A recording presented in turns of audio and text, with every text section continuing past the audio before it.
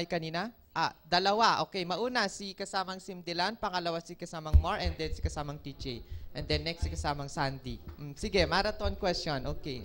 Ma'am, sa chicken naman, mayroon ba tayong makikita sa expo ng mga import na chicken?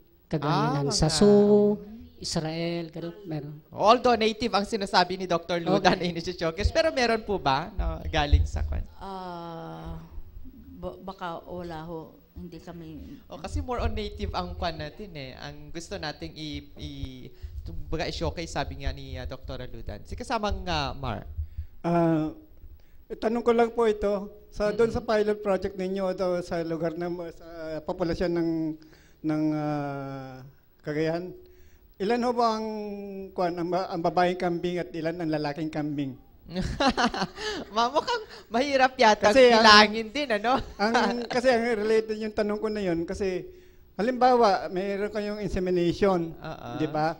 Artificial insemination. Pero isa lang yung babae, pero marami naman siguro lalaki. more on ratio. Paano natin maipopulate yun? Kasi ang inambing ko lang na istorya yung sa population sa tao.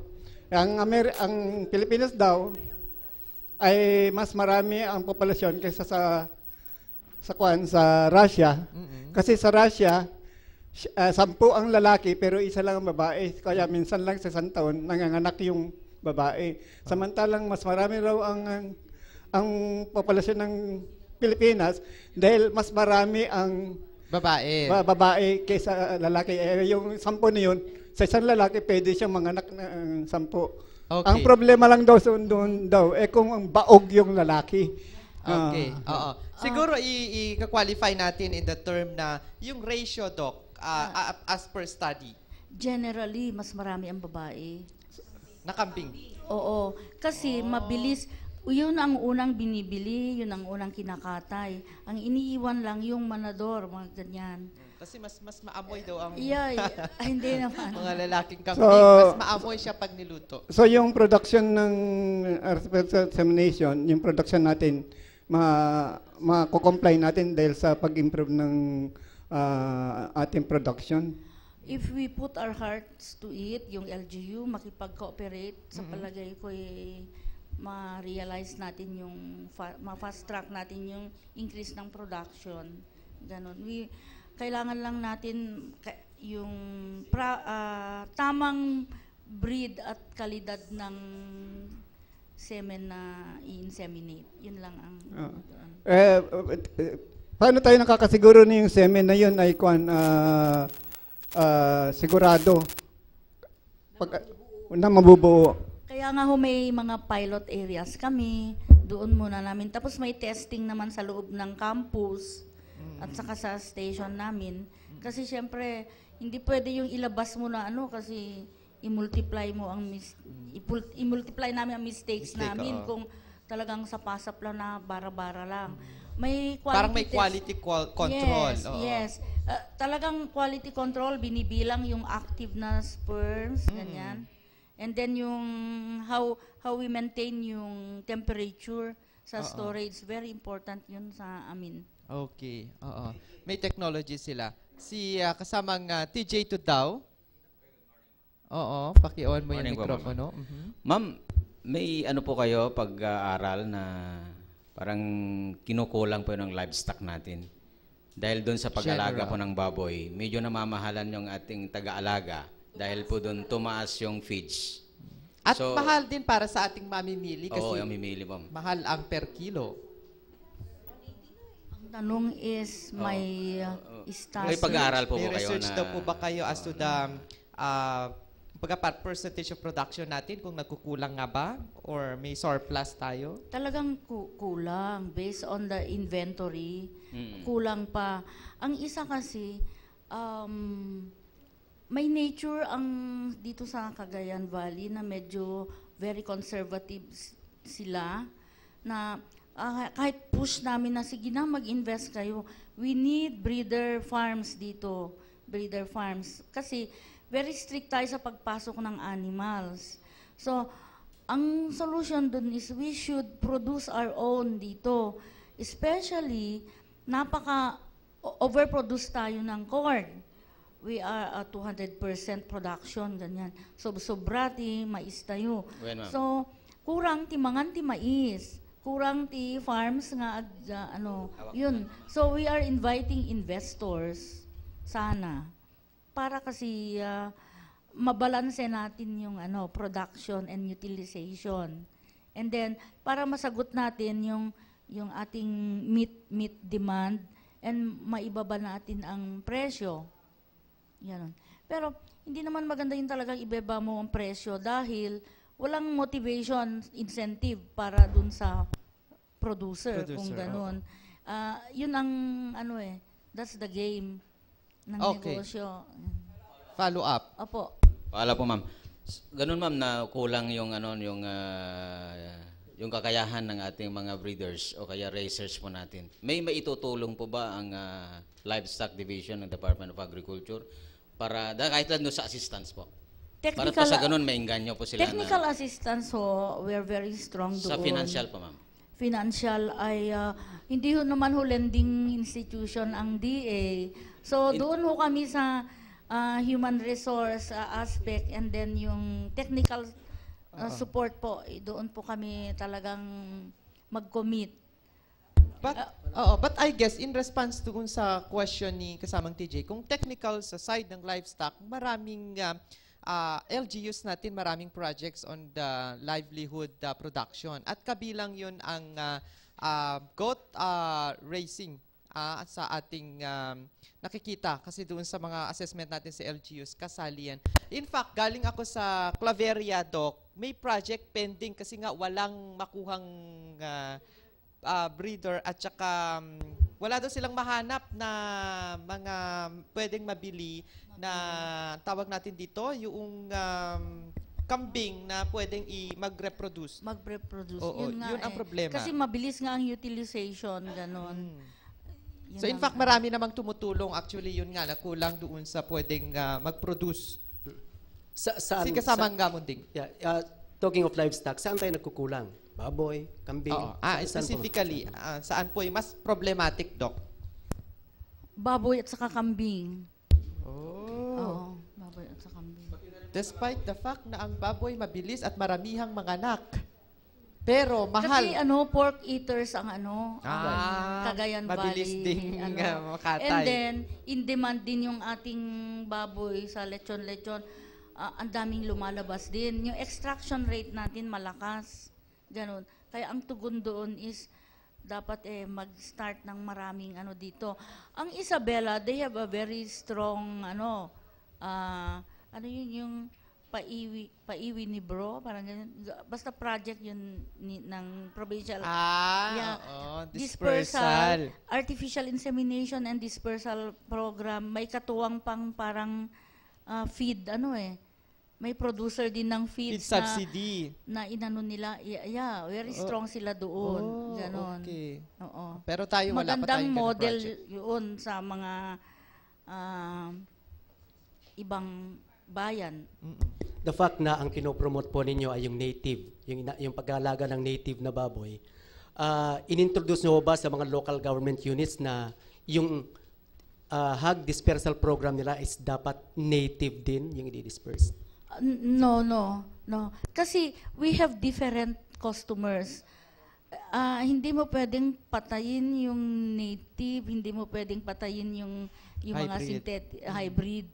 Kasi both of them should stay dyan sa market kasi may kanyang use yun . So, kanya-kanyang clients, kanya-kanyang hindi. Dapat yun i-push na dalawa, ganun. So parang ang primary reason why we showcase yung native ngayon ay parang i-balance natin kasi parang ang nasa isipan ng tao ngayon mas mabilis, ang tawag yun parang mas malaki ang kita nila doon sa hybrid. At saka suporta sa organic agriculture. Organic diba, agriculture. Law na yun ngayon, yung 108 basta yung law yun. So kasi kung native ang gamitin mo doon sa organic, mas madaling ma-certify na organic yung farm, ganun. Kasi iba yung requirement ng mga hybrid . Iba yung requirement. Kailangan may chemicals. Yes, Ganon. Okay. May panukala, ma'am, na ipagbabawal na yung pagkatay ng kalabaw. Although panukala pa lang. Are you supportive of this? Or ano po yung... Selective dapat yun. Selective, oo. Oo. Hindi naman totally dapat na ipagbawal. Hindi. Kasi, kailangan din natin ng karne ng Kalabaw. kalabaw, ganon. Hindi ganon. Okay. Yeah. Ah, I-follow up ko lang, Ver, no? Ano na nangyari doon po sa project or program ng Department of Agriculture about dispersal, ma'am? Kasi nga, di po ba, ang ginagawa noon, ma'am, ay anak kayo ng baboy at ibinibigay kung saan yung baboy at pinapalaki and then yung mga anak. Wala na po ba yun, ma'am? Matagal na naming panahon pa ni Secretary Angara, pinasuspend na niya yun. I see. Ganon. Ang nag-push through nun, mga local government units na sa amin sa DA, hindi na, bali, dahan-dahan ng in-stop namin. Ganon. Wala na. Ngayon, ang pinasok na namin na palit is yung breeder loan program wherein kailangan insure mo na yung animal, mga ganong tipo. Kasi tinuturuan natin yung farmer na maging entrepreneur na nga DJ agas-asa ti dawat-dawat, kasi nga talagang binibuild up natin sila na maging negosyante. Ganun na. okay. Bago tayo mawalan, Ver, ng oras, pwede bang matanong ng kay Dr. Ludan? Ma'am, kasi nga po yung nararanasan po nating very high temperature ngayon, no? Hindi lang ho sa mga tao, nagkakaroon ng heat stroke. Meron na po bang nai-record sa livestock na report po sa inyo na mga na rin po, mga naapektuhan ng matinding So init ng far, panahon? wala pa naman yung nababalitaan namin sa Bulacan, mga ganyan. Wala pang report dito naman kasi medyo mas maganda yung panahon natin ngayon kaysa doon. Hindi pa naman natin na-reach yung 41 o 42, ganyan.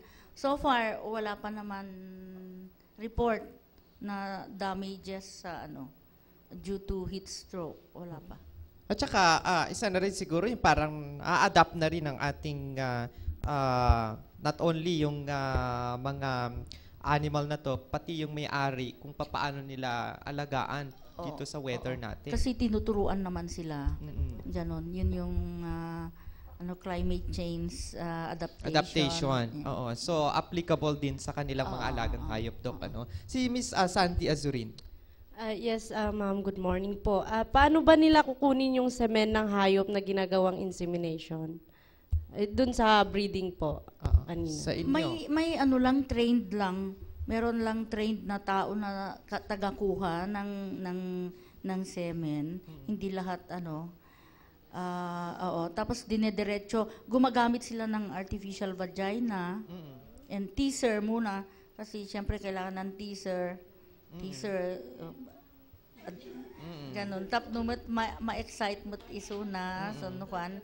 At dati artificial vagina may mainit na tubig sa loob para i-simulate niya yung temperature ng buhay na hayop, ganun. Okay. Pero ang isa sa tanong siguro ni Sandy is doon sa part ng farmers kung paano sila mag-request doon kung interested sila. Okay, nasagot na actually pero ipapasagot ulit natin, Doc. Yeah, kung kailangan nilang magpa-inseminate ng animals nila, they just have to contact yung livestock inspector in their respective municipalities or the provincial veterinarian or sa amin sa Department of Agriculture.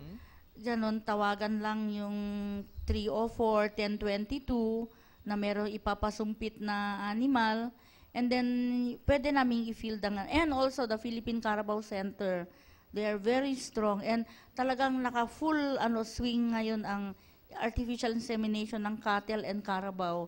We have to increase yung dairy animals in Region 2 kasi yun yung flagship program ngayon ng dairying. So talagang doon yung focus namin ngayon ng agbirbiro kami talaga ti babae nga ma-inseminatan.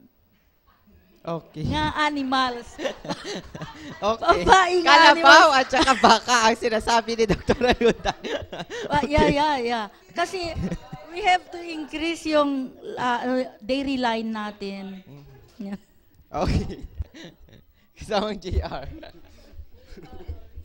Ma'am, so bali sa cost of, yung amount po nung insemination, mas mahal ba ang insemination dun sa artificial or dun sa natural na insemination, ma'am? Yung bayad po sa bayad niya? Oo, yung natural wala ka gagastos. Hindi, meron kasi dun sa hag po kasi ma'am is 1.5 po ang binabayaran dun sa bore. Okay. Pero dun sa inyo po, sa artificial. Walang ano eh. Hindi pa masyadong napapractice yun ngayon. Kasi yung farmer, kung meron siyang sarili, para lang sa kanya yun. Oo. Pero may practice ang iba, they exchange box, ganun. Yun yung Yes, isa. oo. Tapos, nagsisimula pa lang yung iba bulugan sa barangay, kumbaga. Yung ganun. Maganda, dapat na yun ang i-implement dito. Meron yung sabi, back hotel, parang back hotel. Andun yung back, and then dalhin lang yung babaeng kambing, ganon. Then, siyempre magbayad sila. Magbayad sila ng siyempre may kakain yung kambing na dadalhin dun eh. Nasa walang standard price, lang yun. Depende sa pakisama, ganon. Okay.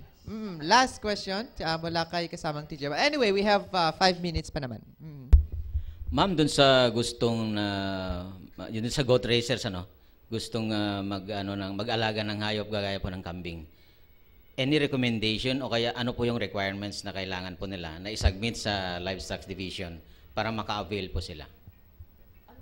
Anong requirements? Apo. Yes. May area po ba na pag-alagaan? Oo. Minimum of 1 hectare na forage area. At the balay na, that is source of water. And then, syempre, may bakod, ganon. Actually, gawa sila ng sulat, and then, yung technical staff namin pupunta doon, i-evaluate yung site. Para matulungan Doon baguhan, ma'am, mga ilan po ang dapat doon sa 1 hectare? Baguhan na? Oo, na mag-aalaga. Mag-aalaga? Oo. Dapat doon sa hybrid. Opo. Ilan ang ID? In-them lang dapat ma'am. In-them lang. And then yung kinakailangan na siyempre may... Baguhan pa siya Oh, talagang napaspasan, ured aduntun. Initially, dapat ipasit lang kasi in a day, dapat ada 5 kilos nga, makan na nga root, may isa nga mature goat. Awan ti maala na, aduda, awan ti makan dalaunay. Pero continuous, ma'am, yung mga veterinarian po natin na... Yeah. We have... pag-monitor po doon. Evaluator. Yes. We have this extension delivery system. It's a customized system pag-care sa dinadalaw namin ng every month. Subli-subliam di may isa. Kunwari si Oliver, racer siya. Every month, kliyente ko siya. Balik-balikan ko siya every month.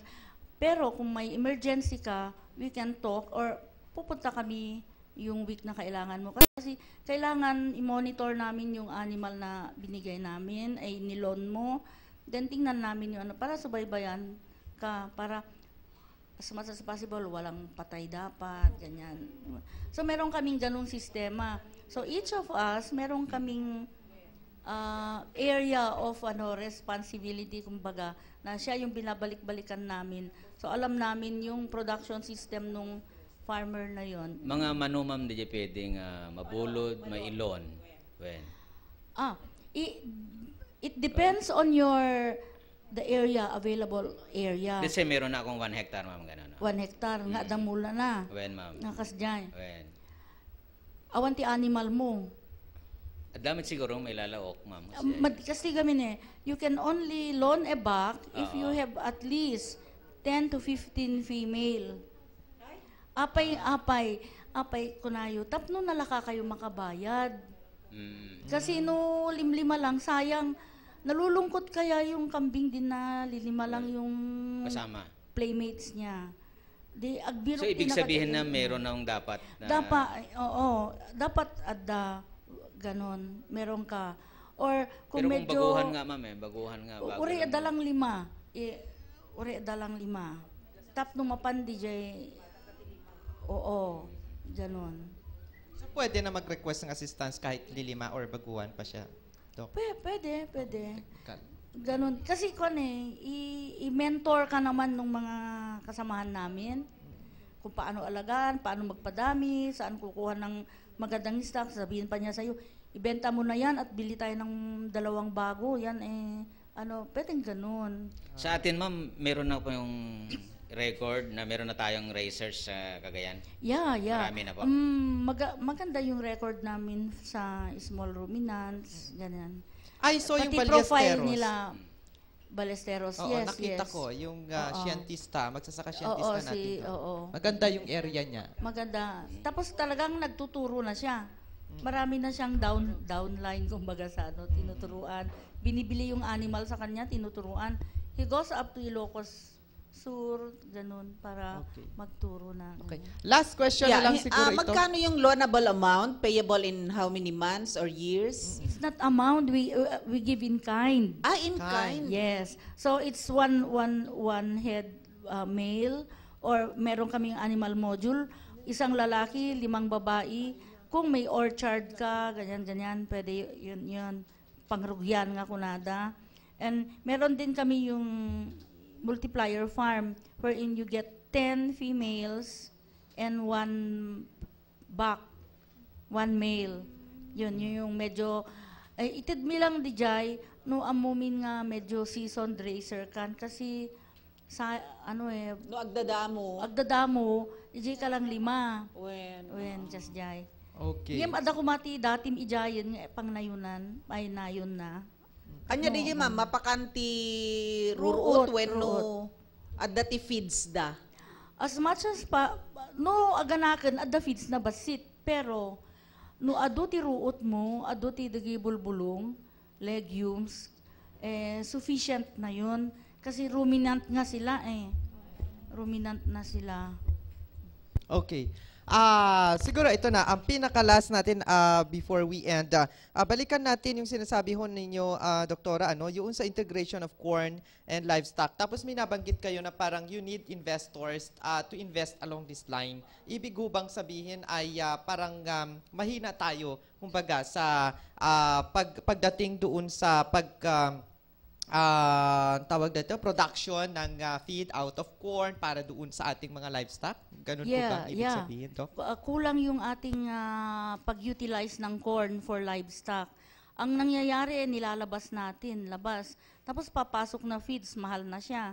Ganun. If we should invest on a feed mill, a big feed mill, corn mill, sana dito. Kasi ito, number 1 tayo sa Philippines Ganon. So, yun. Lalabas ho natin yung raw natin. Yung raw, tapos kukunin natin pabalik, pati cornic, pabalik pa. Ganon. Mahal na siya. Mahal na siya. So, yun. And then, kaya naisipin namin din, kasi para walang masayang dun sa corn plant, wala ba kayong kakilala na pwede natin i-encourage to do some Doc? Maraming mayaman dito. Kaya? Kayang-kaya nila. Only, kailangan pa siguro kiliti. Yes. Or meron silang ibang interest, pero kailangan pang kilitiin sila. Yes. And they should help. Yung tulungan nilang kababayan nila. Kung hindi nila kailangan, tulungan nilang kababayan nila. Tsaka magandang nila. investment yun kasi yung iba nakikikompete na sila dahil pare-parehas ng investment Pero dito is parang wala pa talaga tayo. And we have plenty of resources. Yes. Okay. Yung sa corn silage, maganda pa yun kasi 65 days, putulin mo na, di-agree-plant ka ulit kasi parang corn garden ang tawag namin. So, plant ka ng plant ilang beses ka, ilang cycle. Kung corn grain, 2 lang, di ba, in a year? O yun, ilang beses. And you can make use of everything. Ang vision namin is we can develop farmers, corn silage farmers, convert some of the corn farmers na yan aramidan dalang ka ag silage ti mais, nga ilako kadagiti small farmers para sufficient ti feeds da. Da kalidad ti feeds dagiti backyard racers. Aggatang da ijay. May sangasako kas jay. Gatangin da.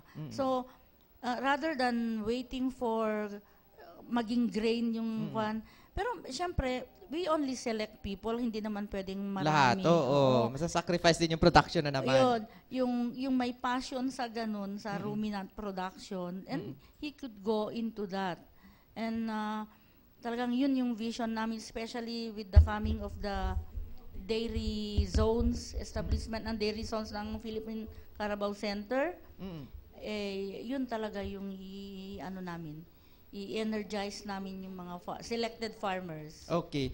Doc, let's invite again ang ating pong televiewers and listeners dito sa ating poultry and livestock expo sa Cagayan State University para at least makita nila sa kanilang mata at ma-realize nila kung gaano kaganda ang inyong pong proyekto.